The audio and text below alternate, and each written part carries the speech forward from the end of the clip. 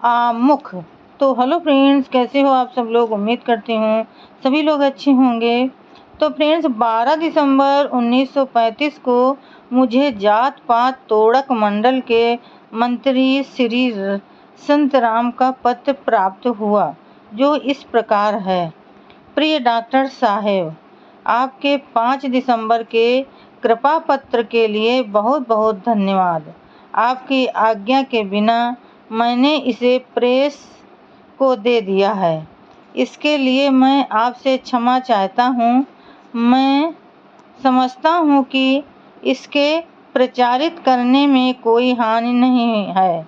आप एक महान चिंतक हैं और मेरा ये सुविचारित मत है कि आपने जाति समस्या का जितनी गहराई से अध्ययन किया है, उतना किसी और ने नहीं किया।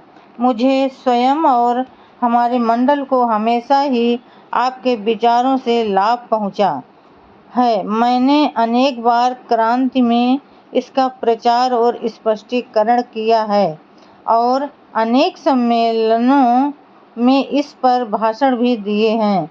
मैं आपके इस नए सूत्र अर्थात जिन आर्थिक विश्वासों पर जाति प्रथा की नींव खड़ी है, उनके अस्तित्व की समाप्ति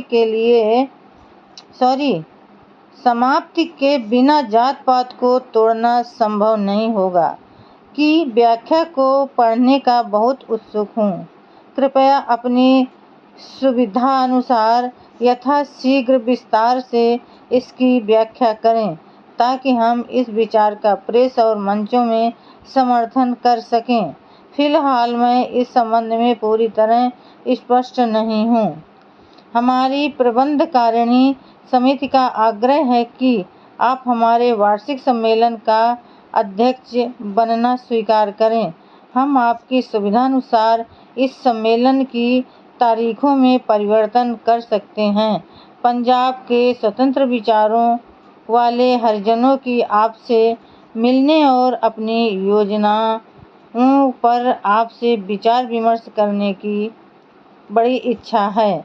अतः यदि आप लाहौर आकर सम्मेलन की अध्यक्षता करने की कृपा करें तो काम हो जाएंगे। हम सभी विचारधाराओं के हरिजन नेताओं को आमंत्रित करेंगे और इससे आपको उन्हें अपने विचारों से अवगत कराने का अवसर मिल सकेगा। मंडल ने अपने सहायक मंत्री श्री इंद्र सिंह को क्रिसमस के अवसर पर बम्बई में आपसे मिलने और सारी स्थिति पर आपसे चर्चा करने के लिए नियुक्त किया है, जिससे आपको हमारे अनुरोध को स्वीकार करने के लिए राजी किया जा सके। मुझे बताया गया था कि जात पात तोड़क मंडल सवर्ण हिंदू समाज सुधारकों का एक संगठन है, जिसका एकमात्र उद्देश्य हिंदुओं में जाति प्रथा का उन्मूलन करना है। सैद्धांतिक रूप से मैं ऐसे किसी आंदोलन में भाग लेना पसंद नहीं करता जो सवर्ण हिंदुओं द्वारा चलाया गया हो। सामाजिक सुधार के प्रति उनका रवैया मुझसे इतना भिन्न है कि मेरे लिए उनके साथ काम करना कठिन है। वास्तव में मेरे और उनके विचारों में विभिन्नताओं के कारण मुझे उनके साथ काम करना अनुकूल नहीं लगता।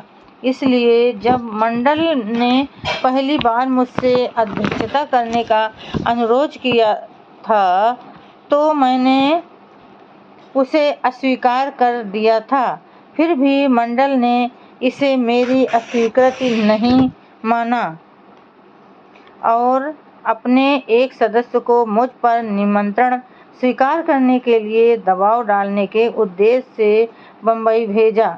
अंत में मैं अध्यक्षता करने के लिए तैयार हो गया। वार्षिक सम्मेलन मंडल के मुख्यालय लाहौर में होना था। सम्मेलन का आयोजन ईस्टर के अवसर पर होना था, किंतु बाद में इसे 1936 के मई मास के मध्य तक के लिए स्थगित कर दिया गया। मंडल की स्वागत समिति ने अब इस सम्मेलन को रद्द कर दिया है। इस सम्मेलन के रद्द होने की सूचना मेरे अध्यक्षीय भाषण के छप जाने के बहुत बाद में आई। इस भाषण की प्रतियां अब मेरे पास पड़ी हैं। क्योंकि मुझे अध्यक्षीय पद से ये भाषण देने का अवसर नहीं मिला, इसलिए जनता को जात प्रथा से उत्पन्न समस्याओं पर मेरे विचारों को जानने का अवसर नहीं मिल सका। जनता मेरे विचारों को जान सके और भाषण की जो छपी प्रतियां मेरे पास पड़ी हैं उनका सदुपयोग हो सके, इस उद्देश्य से मैंने छपी प्रतियों को बाजार में बेच देने का फैसला किया है। संलग्न पृष्ठों में उसी भाषण का मूल पाठ है। जनता को यह जानने की जिज्ञासा होगी कि किन कारणों से सम्मेलन के अध्यक्ष के रूप में मेरी नियुक्ति को रद्द किया गया। शुरू में भाषण की छपाई को लेकर विवाद खड़ा हुआ है। चाहता था कि भाषण बम्बई के छपे मंडल की यह इच्छा थी कि यह भाषण लाहौर में छपे, क्योंकि वहां छापने में बचत होगी।